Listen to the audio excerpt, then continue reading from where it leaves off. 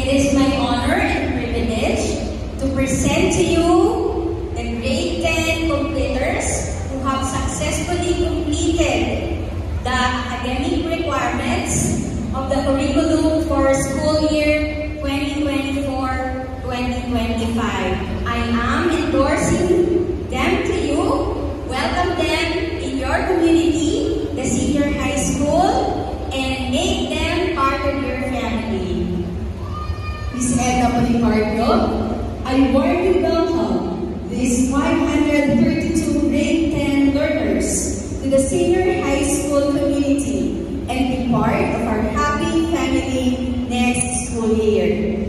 To all incoming grade 11, I wish you all the best as you explore and hone your varied academic and lifelong learning skills.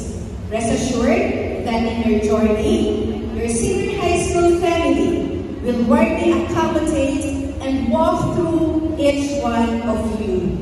Best of luck to all of you, and God bless.